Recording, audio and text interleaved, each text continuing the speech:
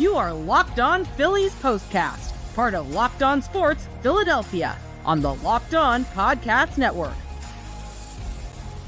Your team every day. All right, take two. We tried this once. We hit the reset button, and now we're back, baby. At least I hope we're back. I don't know if my lips are synced or not. They might not be. Whatever. But, hey, Phillies win 6-2. You guys in the chat, my technical committee, let me know what's what. Appreciate you guys sticking it out there for a little bit of a delay. I guess we had a technical delay. What did I do? I didn't reboot. I didn't do anything different. It just decided to work now. But either way, welcome in to this edition of this Phillies Postcast on your Locked On Sports Philadelphia YouTube channel. My name is Mark Farzetta. Make sure you like and subscribe to the Locked On Sports Philadelphia YouTube channel. This particular episode brought to you by Tax Network USA. Did you know that it's never too late to resolve your tax issues with the IRS? Well, don't wait. Reduce your tax debt and get help from a team of licensed tax professionals. Call 1-800-549-1000. That's 1-800-549-1000 or visit tnusa.com/locked-on. Here's what I got as far as a lot of different things go, right? One, Brandon Marsh helped guide this team to a victory. No doubt about that. 4 for 4, 4 RBIs. Home run, his 7th of the season. We'll talk about that. We'll also talk about how this bullpen, up until Jose Alvarado, was damn near perfect. Here's the thing. Even with Alvarado, and I was really hoping this was going to be the case, you didn't walk anybody. The bullpen did not issue a walk in this ball game with 6 innings of work. You, me, everyone wanted Spencer Turnbull to go out there, give you 4, maybe even 5 innings, be in line for the win. How about that? And unfortunately, that wasn't the case because he had to leave after the 3rd inning with shoulder soreness.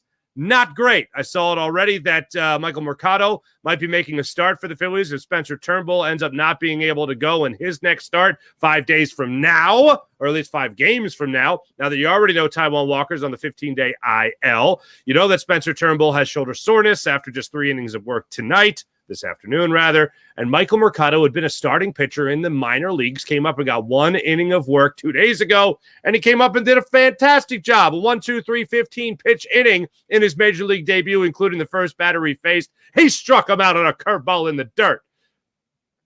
That's the way this is going to work out. You saw a hit from Bryce Harper today, 2 hits from Trey Turner. A little bit interesting thing here. Look, the Phillies won 6-2. And I'm happy that the Phillies won 6-2. And we're going to talk about some great things that happened in this game, most notably the bullpen and Brandon Marsh. And I try not to skew negative ever, but if it's real and it's worth bringing up, then hot damn, this is worth bringing up. I don't know what was wrong with the Phillies in a lot of instances in this series, but this really bothered me above all else. And I have defended the Phillies with some people that I think are trying to skew on the hate train when it comes to what the Phillies have done so far this season, but I got to bring it up. In particular, Phillies 2 for 11 with runners in scoring position. They had left 8 men on base, and they had an absolute, no doubt about it, gift in the first inning of this game, and they squeeze out 1 measly run. We'll get to that later in the show. But first, let's start it off with 3 big things. Number 1, Brandon Marsh. Brandon Marsh had not been such a hot hitter as of late, ladies and gentlemen. Now, after the 4-hit performance, he's got his batting average up to 269 on the season. Nice. And 4 RBIs in the game tonight with his 7th home run of the season. You love to see that from him going into this one. He raised his batting average with those 4 hits, 15 points. 254 is what he was hitting 2 days ago in game 1 of this series. And he took the collar, let's not forget that, 0 for 5 in game 1 of this series. He gets some time off. He gets back into the lineup today. And what happens? Well, he rewards his manager by giving him some confidence. Rewards his manager, rather, with a great performance after Rob Thompson showed some confidence in him, putting him out there not just in the outfield today, but putting him out there in center field. And it rewards that confidence with a 4 for 4 RBI. Excuse me, a 4 for 4 day with 4 RBIs. Looked extremely comfortable in this, ran the base as well, as we usually know with Brandon Marsh. And when you talk about that home run, you can talk about the idea of getting a 96-mile-per-hour fastball out over the middle of the plate, and he put it to the opposite field 359 feet after you had Bryson Stott lead off with a walk in that fourth inning, made it a 3-1 ball game, and it felt like the Phillies could hit cruise control after that. When they needed a little bit more wiggle room, Brandon Marsh stepped to the plate again in the fifth inning, and this time worked a full count, got a fastball up in the zone, and just, I'll use this word, I don't think he smashed it. I don't think he belted it. I'm going to say this. He caressed it. That's what I'm going to say. He caressed that ball. That's right. To center field for that 2-run single when the Phillies needed it. Went from a 3-1 ball game to a 5-1 ball game, and after that, you felt like you could relax for a second. Of all the people to come to the base or come up to the plate with men in scoring position, men that are ducks on the pond, so to speak, I would not have expected Brandon Marsh to be the guy swinging the big bat today. When I look at this lineup today, I look at Brandon Marsh in particular, 2 for 2 with runners in scoring position, at both Phillies hits with runners in scoring position. Then you look at Trey Turner was 0 for 1. Kyle Schwarber was 0 for 1. Garrett Stubbs, fine, 0 for 1. Bryson Stott, 0 for 1. Alec Boehm, Nick Castellanos. Castellanos got another hit today, which was good. His streak ended yesterday, but it was good to see him get back on the wagon as far as that's concerned. But Boehm and Castellanos both 0 for 2, 0 for 4 combined for the two of them runners in scoring position. Unexpected. Brandon Marsh being the guy swinging the big bat with runners in scoring position. Unexpected. That's the game of baseball. Hard to believe, Harry. I know. That's the way you look at it. So I look at this Phillies game today, and I just look at Brandon Marsh and some of the unsung heroes delivering for the Phillies to get a win. And that brings me to number 2 after Brandon Marsh's performance. Also, hold on. Wait, one more thing. Dusty Wathan. When did you get crazy conservative, man? Yesterday, Trey Turner, I can understand that with the injury. Maybe you don't want to bust it. I get it. I understand it. I get it. But when it comes to this game in particular, you have a situation where Brandon Marsh could honestly get his 5th RBI of the game, and you end up holding, I forget who it was. Was it Bryson Stott? It was Bryson Stott trying to score from second base, and he would have scored from second base, but for whatever reason, Dusty Wathan played it a little bit conservative. He was conservative in the first inning with a fly ball to center field from Alec Boehm that should have plated Kyle Schwarber. You had the bases loaded, nobody out. Kyle Schwarber, who I know people look at and think he's slow as hell, but he's not. He actually runs okay. He's not a liability, but could have scored from third, and Green, their center fielder, on this fly ball from Alec Boehm with nobody out and the bases loaded in the first inning, was playing it as if he was going to just give the run to the Phillies. The throw went to shortstop, and Kyle Schwarber should have scored. It should have been a 1-0 game. It ended up being a 1-0 game in the very next batter when Nick Castellanos got the RBI ground out and Kyle Schwarber scored anyway, but still, a mistake made. You never know what could happen next. We've seen a triple play in this series, for crying out loud. You never know what can happen next. But as far as Brandon Marsh goes, sorry, went off on a different tangent there on Dusty Wathan, his third base coach. But as far as Brandon Marsh goes in this particular game, had an opportunity to get another RBI. Marsh hit actually a really good ball to right field.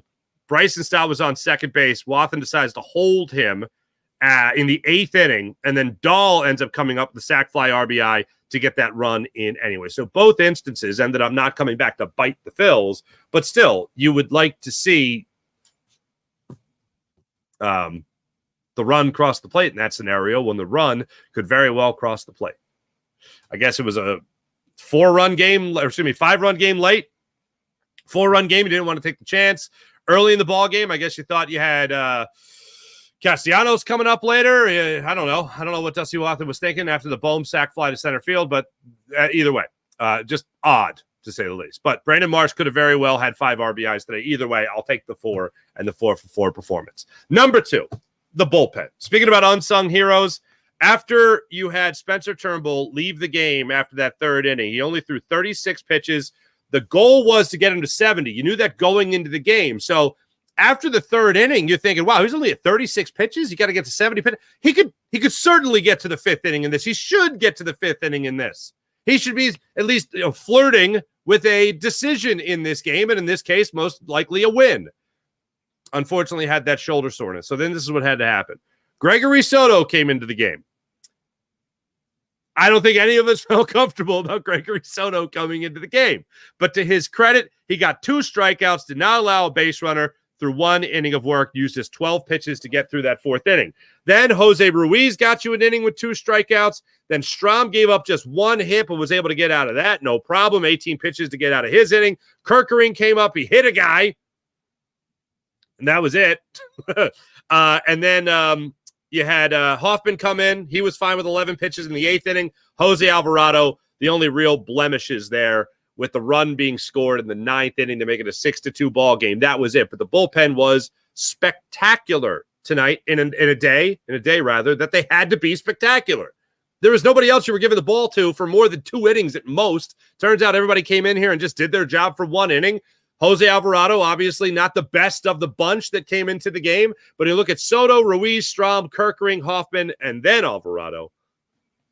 Those guys came out and did pretty well for themselves. So you love to see that from this Phillies bullpen. It makes you feel good, makes you feel cozy about locking up this series win against the Detroit Tigers before coming back to South Philly for this 4-game series with the Marlins. One of the great things about this series in particular, and I absolutely love this, and I know this came out during the game, but it's certainly worth highlighting again. Phillies right now won their 16th series of the season. Only the Orioles, Yankees, and Guardians have more, which obviously means that the Phillies have won the most series in the National League. That is something to certainly be proud of for the Phils. Now they have this opportunity with the Marlins to continue playing some pretty damn good baseball and keep stacking the wins before, as we've highlighted before, you have 9 games before the All-Star break against the Dodgers, against the Braves, and against the Chicago Cubs. So that's what you got coming up here before the... Now, you also have the Athletics and the Marlins, but that's still before the All-Star break. So let's settle in and make something happen here. Please and thank you, Philadelphia Phillies. When we come back, we're going to take a look at what you guys had to say about this game, and we'll also get into a little bit more of what the heck was going on with the Phillies with some other opportunities they had to blow this game open. So here you go. Open. I just did the open of the show. That was the vast majority positive. There's a couple of negative things I got to highlight here because you can make these mistakes against the Tigers. You can't repeat these mistakes against the Dodgers. You can't do them against the Cubs. Can't do them against the Braves. You can do them against the Tigers, and you can win a series. You're not going to win a series if you make these same mistakes against those upper echelon teams. We'll talk about it in a second. We return. You're Locked On Phillies postcast. Tax USA. They do a fantastic job. Here at Locked On Sports, we're always priding ourselves on getting you the latest news from our team, whether it's the offseason, the draft, spring training, or the playoffs. It's year-round. You know what else is year-round? Collection season. Just because tax season is over doesn't mean the IRS will stop coming for you when it comes to unfiled taxes. The IRS can garnish your wages, levy your bank accounts, or even seize your property. Don't let the IRS target you. Let the licensed professionals and tax experts at Tax Network USA go to bat for you. I've told you guys before, in this business, you can have paychecks coming in from all over the place, which is not a bad thing, but you got to keep track of them. People I trusted with my taxes didn't do such a good a job.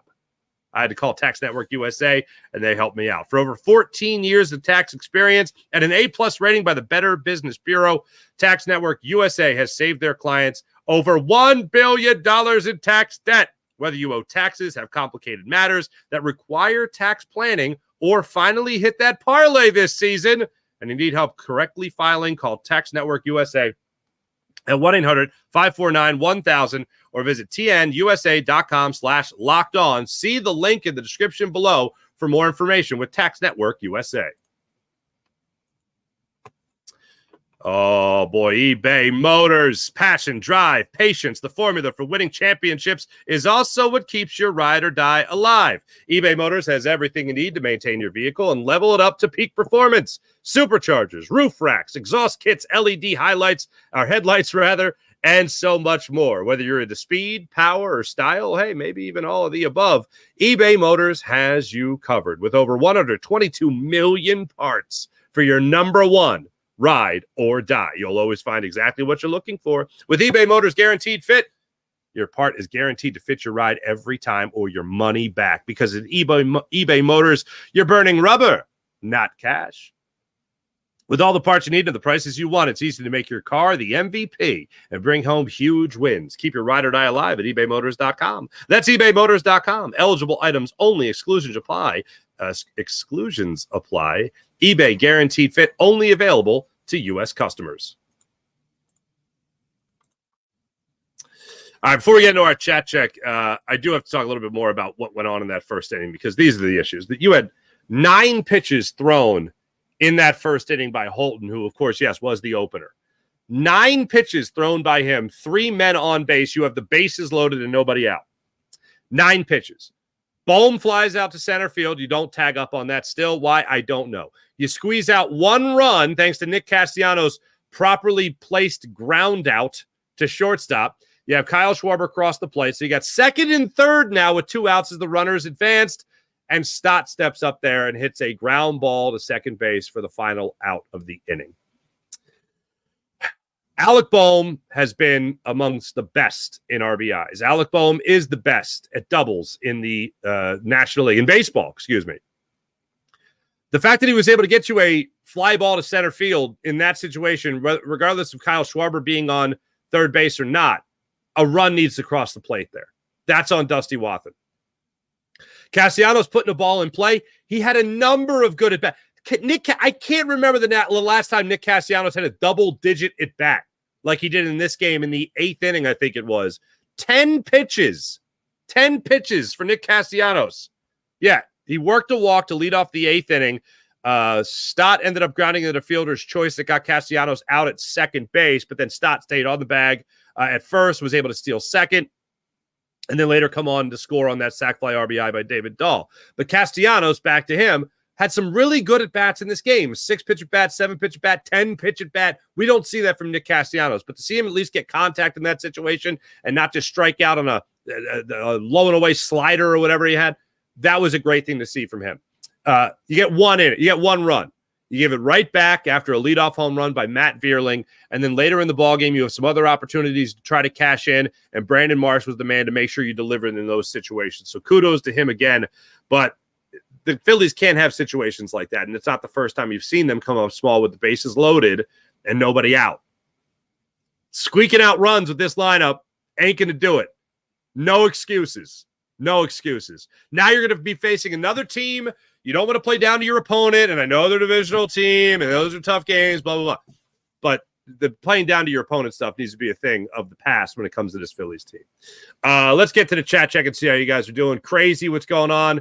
Turnbull felt something in his shoulder in the second inning, or second to last pitch in the third inning.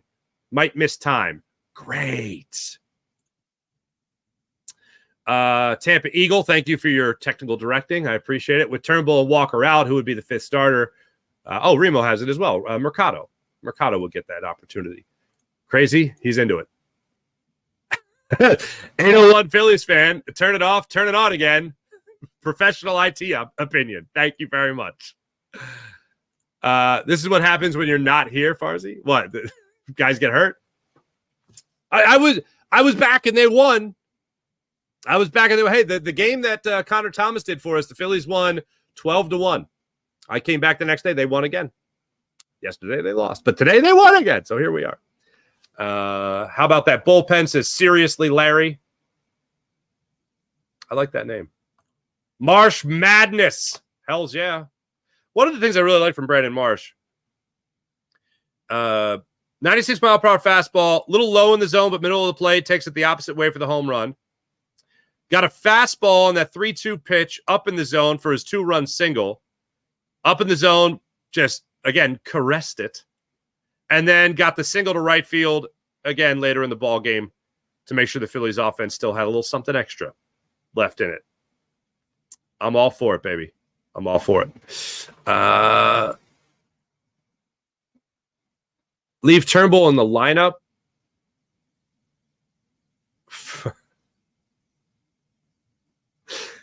Spurgeon King, I enjoy the uses of pots and pans here. Pots and pans, thank you.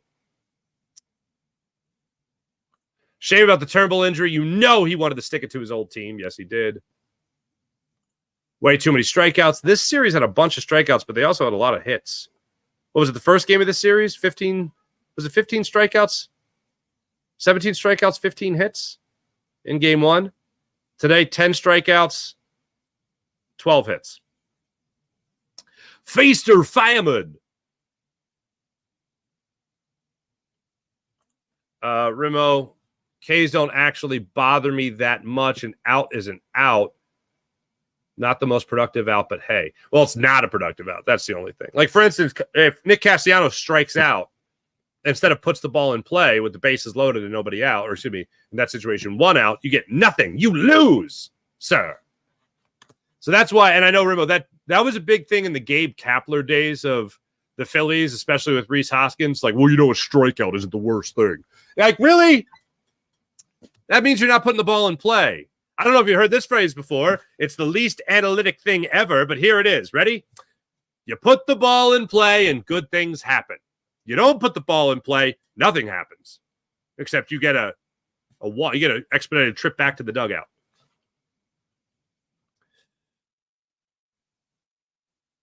Ooh. Marsh needs to hit 9th. So Schwarber will have some ducks on the pond when he comes up to swing the old willow wand. I improvised that last part.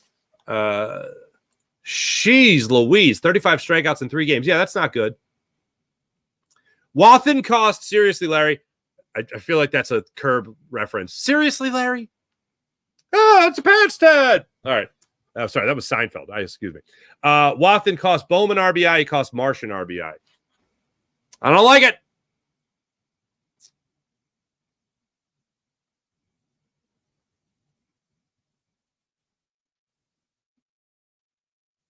Wait a minute. Hold on a second.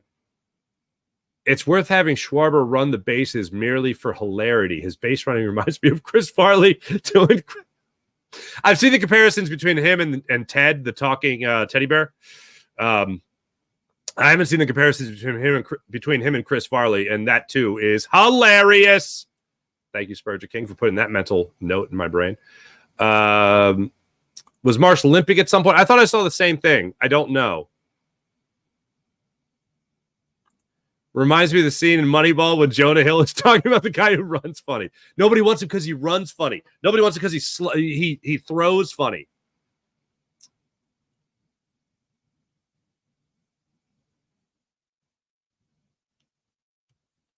Elephant in the room, take a K over a yeah, sure. In that instance, yes.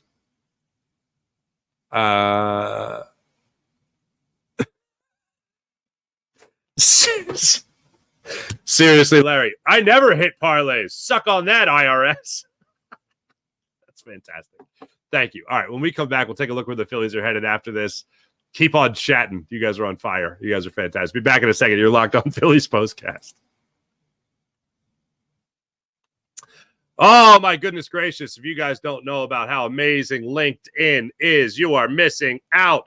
LinkedIn is top-notch. LinkedIn Sales Navigator. If you're struggling to close deals, B2B selling, tougher than ever, and that's why you tell everyone to make sure they get on LinkedIn Sales Navigator. LinkedIn Sales Navigator is absolutely top-notch, fantastic, unbelievable. You got to get with it when it comes to LinkedIn Sales Navigator. It's a sales intelligence platform that helps professionals effectively prospect and engage high-value customers, drive higher revenue, and increase sales performance. Sales Navigator helps you target the right buyers, surface key signals such as job changes or maybe accounts, whatever the case may be. So you have hidden allies and you can find those buyers that are most likely to be converted. Fueled by LinkedIn's 1 billion member platform, Flex, Sales Navigator gives you the most up-to-date first-party data, enabling you to unlock conversations with the people that matter. Right now, you could try LinkedIn Sales Navigator and get 60-day free trial at linkedin.com/lockedon. That's linkedin.com/lockedon for a 60-day free trial. Let LinkedIn Sales Navigator help you sell like a superstar today. Just go to linkedin.com/lockedon and get started. Prize Picks. You always know you're going to have a great time when it comes to Prize Picks and all they have to offer at Prize Picks. Prize Picks, America's #1 daily fantasy sports app with over 5 million active members. Prize Picks is the easiest and most exciting way to play daily fantasy sports. Unlike other apps on Prize Picks, it's just you against the numbers. All you do is pick more or you pick less on 2 to 6 player stat projections and watch the winnings roll in. Get on the daily action with your friends and be a part of the Prize Picks community. The finals are over. Hoops, though, still going on when you're talking about women's basketball. Women's basketball still very much hot right now. Caitlin Clark, huge name in the business, obviously. Angel Reese, huge name. Great talent, both those players. Take advantage of it all when it comes to Prize Picks. Download the Prize Picks app today and use promo code LOCKEDONMLB for a first deposit match up to $100. That's Locked On MLB for Prize Picks. Prize Picks deposit match up to $100. Pick more, pick less. It's just that easy with Prize Picks. So the Philadelphia Phillies now, after taking 2 of 3 in the Motor City against the Detroit Tigers, are right back at it at 53-27 on the season. I believe that there are fireworks game going on, but they host the Marlins tomorrow night at 6:20, so a little bit earlier of a start time. Phillies will host the Marlins. They're 28-52 on the season. Trevor Rogers set to make the start for the Marlins tomorrow. He is 1-8 womp womp against the Phillies with a 4.90 ERA. Zach Wheeler goes against the Fish, 9-4 with a 2.73 ERA. When you talk about Trevor Rogers, the 26-year-old lefty, he'll go up against the Phils after a 6-inning, 2-earned run performance against the Seattle Mariners in a 3-2 Marlins win in extra innings. That one went to 10. He pitched 6 1/3, actually, allowing 2 runs, both earned, no home runs, 1 walk, and just 4 hits. Over the course of his last 3 starts, he's just allowed 5 runs in total with 13 strikeouts, going at least 5 innings in both those starts. Has not had a bad game necessarily since his loss to the Texans. That one was at home. He allowed 4 runs in 6 innings, issuing 2 walks in that start. So far for Rogers on the season, he did face the Phillies earlier in the year, back on May 10th, where he went 3 innings, allowing 3 1/3, allowing 4 runs, 4 earned runs, 5 runs in total, 9 hits, and struck out 3. It was an 8-2 Phillies victory. Zach Wheeler did not fare well in his last start against the Phils. That one he had Garrett Stubbs behind the mound, and an umpire he did not care too much for. In that start, he got rocked to the tune of 6 runs in just 4 innings of work. And again, against Baltimore, he got rocked in that one. This one wasn't as bad in his start against the Marlins. 4 innings, 6 runs, all of them earned, did give up a home run, walked 3. That was back in that same series, that one coming on the Sunday game in that series on the 12th of May. He'll be looking for a little vengeance against the Miami Marlins. And I would doubt Garrett Stubbs behind the plate for him in that one. But we shall see. That's what's waiting for the Phillies. So Phillies, of course, have this 4-game series coming up here with the Marlins starting tomorrow night. This is just where the Phillies have to continue to separate themselves from the rest of the pack. Today, right now, the Braves are leading the St. Louis Cardinals at the time we do this show live at 4:48 p.m. It is 6-2. In favor of the Braves right now in the top of the 8th inning. See how that game shakes out. We got 2 games going for them today after the doubleheader today after the rainout, I believe it was yesterday in St. Louis. So they play right now, and then they play again tonight at 7:45. Elder against Liberatore in that game later on against the Cardinals. Phillies walked into today 7.5 games up on the Atlanta Braves. And as we sit here right now in the NL East, the Phillies are 8 games up on the Braves, looking, though, that they're going to win this game today.